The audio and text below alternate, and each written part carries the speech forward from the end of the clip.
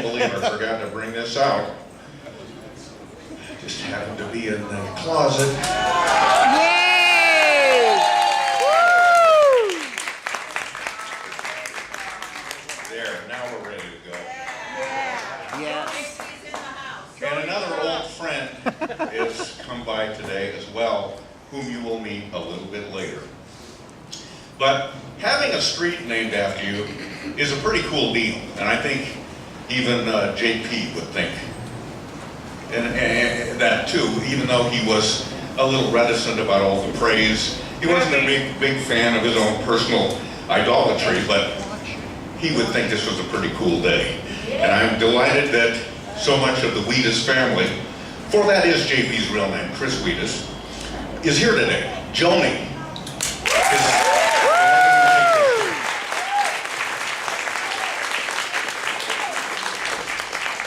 JP's daughter Kathy is sitting right next to her.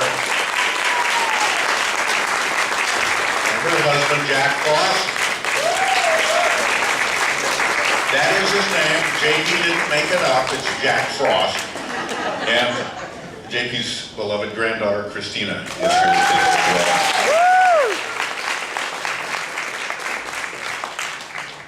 Anybody I'm forgetting? Oh, Bob Newman is here today.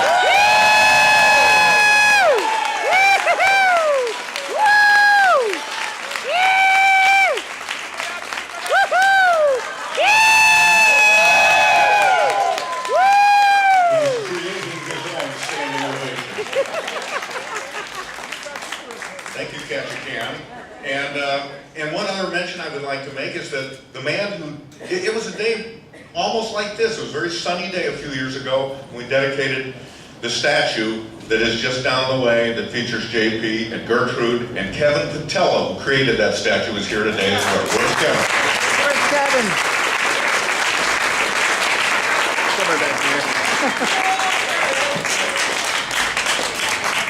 Having a statue is one thing, but having a street named after you is quite a deal, as I mentioned a moment ago. And we in Seattle, as in most places, only name streets after the most august figures in our city. Arthur Denny Street is named after one of the founding fathers of Seattle, who came to town, as you may know, Mr. Denny, and founded a chain of restaurants. No, not that one. They're Arthur restaurants. They closed all of those down. And then Asa Mercer, also a street named after him, the inventor of the traffic jam. Yes! So the specialness of having a street named for JP is very cool. It's going to be a cool street. Some of the streets in this town can get a little tough, but this one, the worst that will ever happen is if a pie fight breaks out, I think. So we're looking forward to that dedication. That'll happen outside there in a little while, but before we get to that, I want to introduce you to some folks who have a few words to say. And the first of them is your mayor, the mayor of this town, which is Seattle, and he is Mayor Mike McGinn.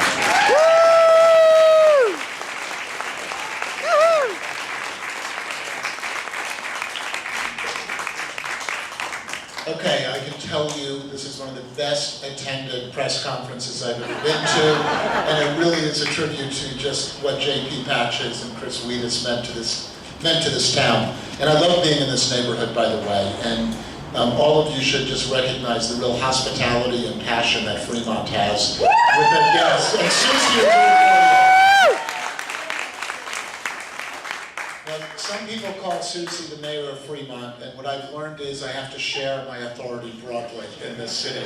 And I know we're at this is a community that celebrates what's special about Seattle, and we have had lots of stars, and we've had lots of famous people, but I'm not sure that anyone is as treasured and as enduring as Chris Wheatus and J.P. Patches.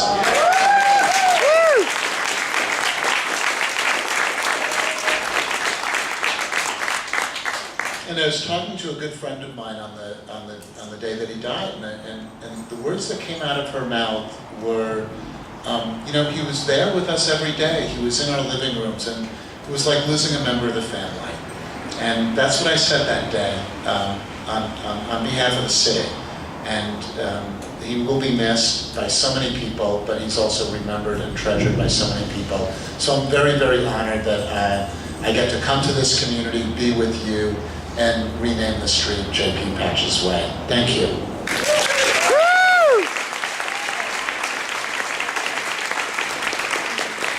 Thank you, Mr. Mayor. JP, as you know, himself was also a mayor of the city dump. Yes, he And was. lorded over it for many years and did a terrific job. I got very lucky to get to meet JP many times, and the best times were when we would go to lunch together, because he was the masterful storyteller of unbelievable skills. And one time he launched into a joke, and you'll have to forgive me for telling it here, because I recognized the joke immediately, because it's one my dad always told me. And if you've heard it, forgive me, and it's kind of lengthy, but I'll zip through it as fast as I can, because JP was telling it. I didn't want to stop him. So there's a young man, he was maybe in his 30s in this country, very wealthy, and he had money galore, but he did not have enough money to do the one thing he always wanted to do, because you can't do it with money alone, and that is to have an audience with the Pope in the Vatican. So he decided, I'm going to go there and see if I can make something happen. So he flies to Rome, and he goes to the nicest store in Rome and buys the nicest Italian suit he can buy. He looks fantastic. He goes and gets his hair done really well. Even puts some makeup on. And then he inveigles a way that he can get into a garden party in which the Pope is going to be featured. He gets in there somehow, and there are 2 long receiving lines. So he gets at the end of the second of these receiving lines, and before long, indeed, the Pope comes walking out and starts down the first of the lines. But the man notices that the Pope is not talking to anybody. He's just nodding to them and proceeding down the line and winking and that sort of thing, but not speaking to anyone until he gets to the end of that first receiving line. And he stops at a man who is in rags. He's bedraggled, he looks horrible, his hair's all messed up, he looks like a hobo, and the Pope stops, puts his hands on the man's shoulders, leans in, and says something to him. Well, the young man sees that, and he immediately realizes, that's the secret. All these accomplished and wealthy people, the Pope has no time for. He wants to help the downtrodden person. Why didn't I realize that? So as soon as the Pope goes down to start down the second line, the young man in the nice clothes goes over to the hobo guy and says, hey, switch clothes with me, quick, you can keep these clothes, I want yours. So they do a quick switcheroo. Guy goes back, the American goes back to the end of the second line as the Pope is proceeding down, doing the same thing he did the first time, which is nodding at people but not saying anything to them. And then he comes to our hero. And again, he puts his hands on the young man's shoulders and leans into him and says, I thought I told you a moment ago to get lost. It was funnier when JP told me.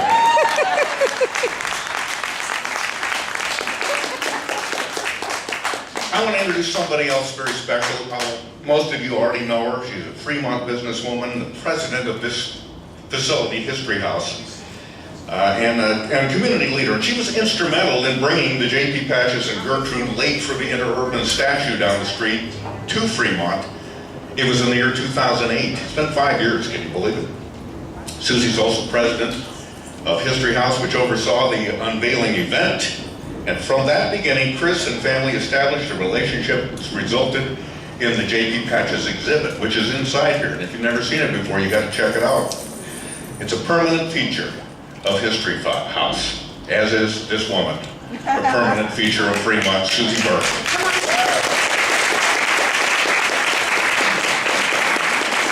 But you know, I can't say, what happened? I can't say anything until Jean tells us something very important. Does this actually work, or do I need this? Oh, it works. I can hear that cranky GPS voice now. You know what it sounds like. and it'll say right on North 34th Street, and then it'll say continue on to JP Patches Place North, 0.1 miles. I love the sound.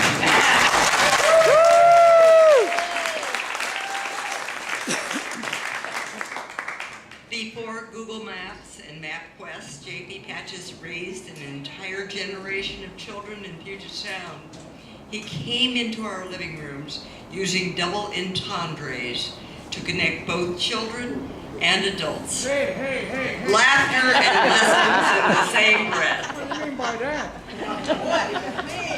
Oh, you never had a double entendre, Bob? And it was, you know, there was so much to like, both for children and for the adults. I still have my JP Patches checklist. I hope you remember mine, mommy and daddy, wash hands and face, neck and ears, comb hair, brush teeth, drink milk, eat all of your food, and that's how you got to be a Patches pal.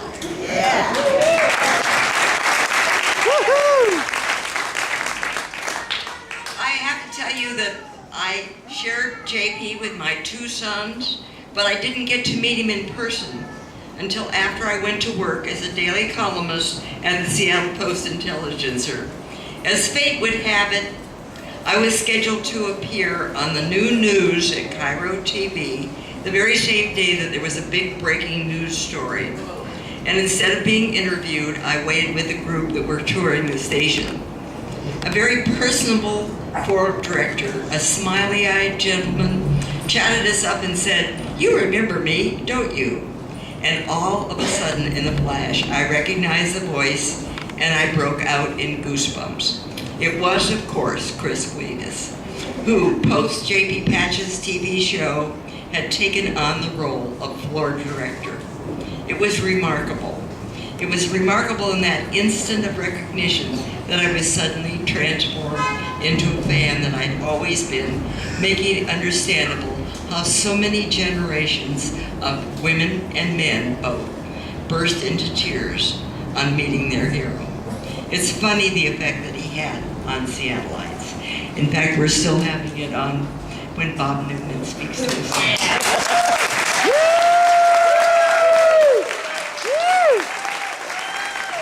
JP is an icon that Seattle will never forget. Today, when we look up directions to get from point A to point B, visitors and locals alike will be reminded of JP's impact when they turn on JP Patches North.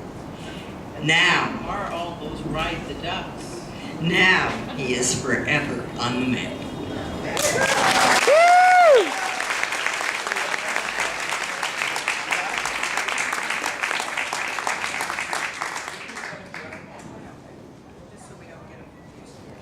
Anyway, well, welcome to Fremont. Give yourselves a hand, as we say. I just want to tell you that this isn't the first wonderful day we've ever had to celebrate JP Patches here at the center of the universe. JP shared some goodly parts of his life here, coming for events, especially anything when there were children. We'd invite him out and he'd come, and it just made it. I remember the day on a famous Fremont Kids Day when I was coming back from having given a tour, and a lady with a stroller was coming up the sidewalk, and she said, "You know what? There's a guy down there that looks just like JP Patches." And I said, "Well, that is JP Patches. He came out for Kids Day." "It is? Whoa." She turned around and made double time back here to History House, and I thought of that little kid in that stroller who didn't have any idea what was going on. But Mom was a Patches pal, you could tell. So we've had a lot of good days with JP, and of course the best day was the day when somebody called up who was still with Cairo and said, "We're having a hard time finding a place to put this statue because some places won't put statues until somebody's dead. Some places won't put statues unless you give them a lot of money." I said, "Just come out." I got about 14 places there could be a statue, and we made it happen. And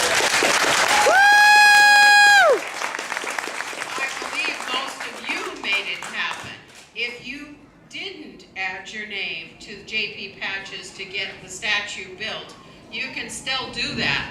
We have a way in here and a way online where once a year we add names underneath the statue, because that's how we paid for it. And we overpaid for it. Little word to the city, if you've got something people love, they will help. And so, big check. Big check went to Children's Orthopedic the same day we dedicated the statue. And we have sent some checks since. There's a bronze can there where people put their change. Now, once in a while we have to use a little bit of money, which we did a few weeks ago, and refurb the statue, because we knew this would happen. Every 5 years, the coating on that statue needs to be refurbed.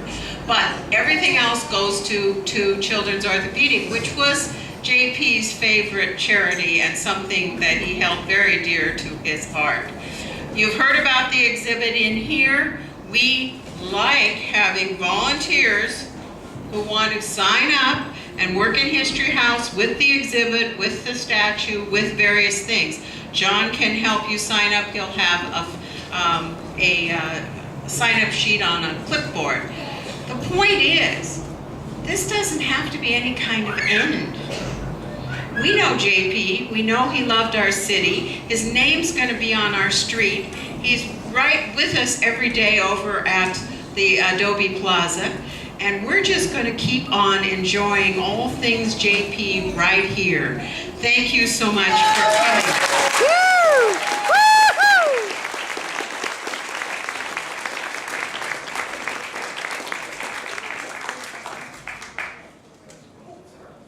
Needs more batteries.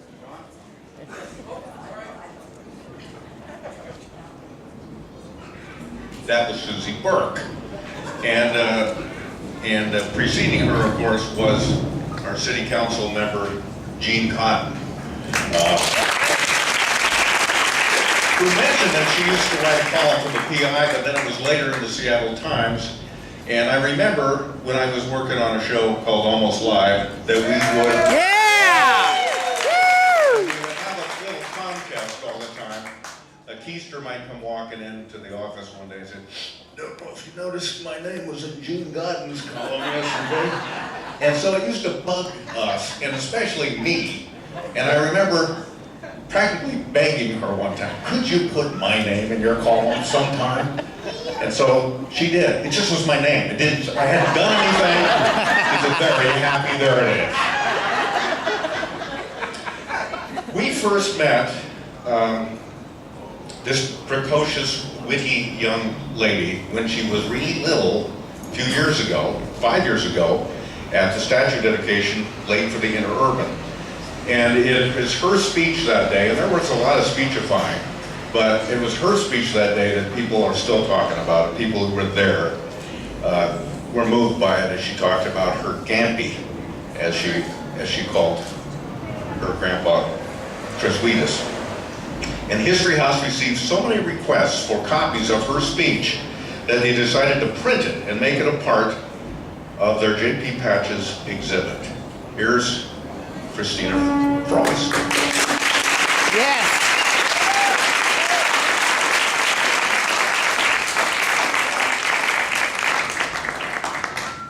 Does this work? Kind of. All right. Well, we'll make it work. I really wish I could get up and ad-lib like all these guys do, but I guess I'm a bit more structured than that. I just write some words down on a piece of paper, and then I just read it. So here it goes. It's times like these that I really miss my grandfather. I'm sure everyone here has lost someone special, so you can all understand that on the whole, it's not so bad. You go on with your life, you stay busy, and in time, it gets better. But every once in a while, the realization that you don't have that special someone in your life anymore comes flooding back. That happens to me occasionally. I'm taking a class right now on the history of human-animal relations, and as some of you may know, my grandpa was a huge history buff. So every Tuesday and Thursday when I walk home from class, I wish I could call and tell him about what I learned that day. We got our first dog last December, a black and white Springer Spaniel named Rocket, and I wish Grandpa could meet him. I wish I could tell him that I made the dean's list and that last week I made a joke that cracked up my entire class. Whenever I get an email regarding commencement, I remember that my grandpa will never see me graduate from UW. He won't see me get married or have kids of my own, and he isn't here to listen to this speech. It's times like these that I'm reminded of how much I've lost. But what enables me to get through times like these is the realization that my grandpa's not truly gone, for he lives on in all of us. His generosity lives on in my grandma. My grandpa would give you the shirt off his back, and my grandma's no different. I remember when I was a kid, all I had to do was admire a toy, and my grandpa would run out and buy it. He wasn't just that way with me. He was always taking someone to lunch or bringing goodies to the kids at Children's Hospital. My grandma's the same way. I've seen her take a bracelet off her own wrist and give it to her friend because she admired it. Grandma's motto when we go shopping is, if you can't decide, get both. Consequently, I always invite Grandma to the mall with me. That's just the way she is, and that's just how Grandpa was. So Grandpa's generosity has not been lost. My grandpa was also very passionate. He clearly felt things very deeply. He could get so mad that he would literally jump up and down. He's also the only man that I've ever seen cry. And when he would tell you a story, it came complete with hand gestures, accents, and props. We always said that if you wanted to get Grandpa to shut up, make him sit on his hands because he could not tell the story without hand gestures. To say the least, he was in touch with his emotions and was not afraid to express them. That kind of honest self-expression lives on in my mother. She can be screaming her head off one minute and hugging you the next. She claims that's because she's Greek, but I think that's just an excuse for her to yell at me to clean my room. Whatever the reason, Grandpa's passion has not been lost. And as we all know, my grandpa had quite the sense of humor. He could make anyone laugh. In fact, he made a career out of that skill, and I'd like to think it's one that I share. Just like my grandpa, I've been labeled class clown too many times to count. I love making people laugh and take it upon myself to lighten the mood whenever I get the chance. Much to the chagrin of my teachers, I might add. Now, I know I have some pretty big shoes to fill. They are clown shoes, after all. See what I did there?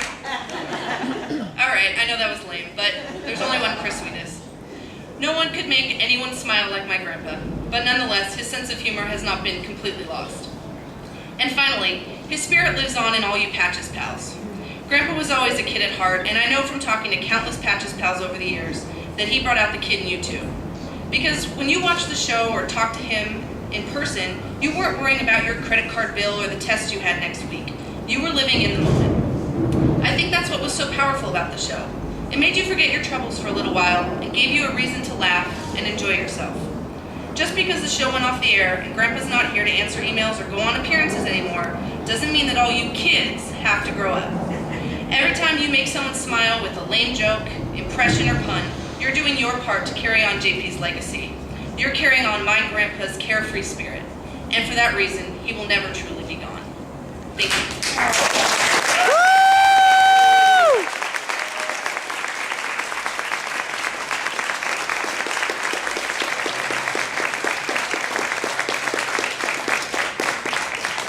Another basis clearing by Christina. Way to go. That's just perfectly said. I got a chance to interview JP several times. We usually go to lunch, and one time he let me actually run a recorder so I would get every thing he said to my dumb questions correct when I wrote this column about it. And this was a few years ago, and I began by asking him, there are rumors that you are stepping aside, but I think I want to get the story straight from the horse's mouth. And he said, what are you saying? I look like a horse? I said, no, I'm not saying that. By the way, how old are you? And then he got up from the table and did this bit. He committed to the bit. And so I said, look, JP, anybody growing up here in the 60s and 70s, and even in the 80s, to them, you're an icon. And he said, yes, I know. That's how I conned you into picking up lunch tonight. Right on the top of his head. Man, I wish I could pick up lunch for him tomorrow because I love that man, and I know you did too, everybody. Much has been said about him today too, But perhaps of all Seattle's broadcast performers, or any performer for that matter, he was something special and stands on a pedestal of his own. And people say, why is that? I said, I don't think the answer is that complicated. Chris Wheatus was real. That might sound odd when you're talking about a man that dressed up in makeup and clown clothing, but no amount of artificial cover-up could disguise the very genuine, kind, and immeasurably funny man that resided under that makeup. Kids picked up on that too. You can fool an adult, as you know, Mr. Mayor, easily. But you can't fool a kid. It just can't be done. And they recognize him for what the kids can spell a phony from 10 kilometers away. So kids picked up on that, and they recognized JP as a good-natured smart aleck, sort of a benign insurrectionist that kids not only were amused by, but felt that they could trust. So, having said all of that, we're going to get to the matter at hand here today. And, I just want to add one other little part of that interview I thought might be pertinent here. Because he said that he didn't think himself as a good clown. He always said that. He said, I dress in clown clothes, but I don't know any tricks. I don't drive a little teeny car. I'm just not a clown, really.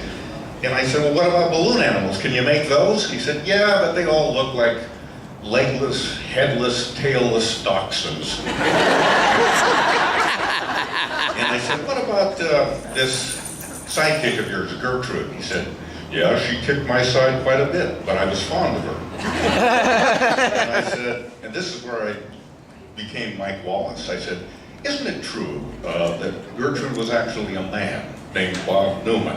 And JP said, I've heard that rumor. I'm not really sure. All I can tell you is that I've never seen Gertrude and Bob Newman in the same room together. And you never will.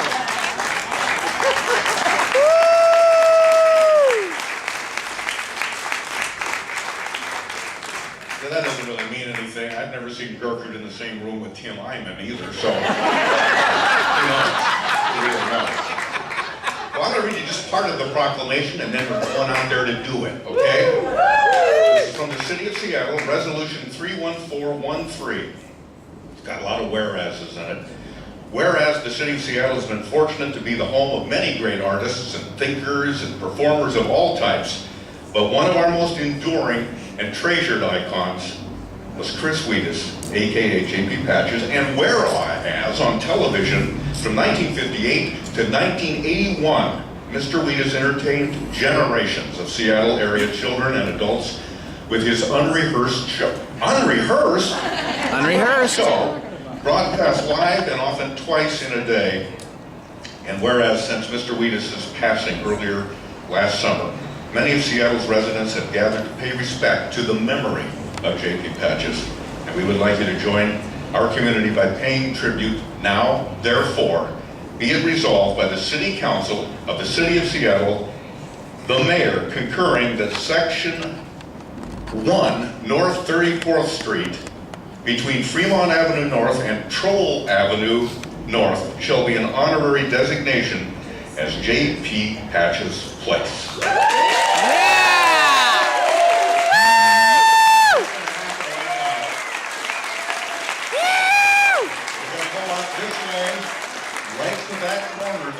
You'll see an old friend standing there too, by the way, courtesy of my pal Steve Wilson, who is the curator of this old friend you will recognize. We'll meet you out there.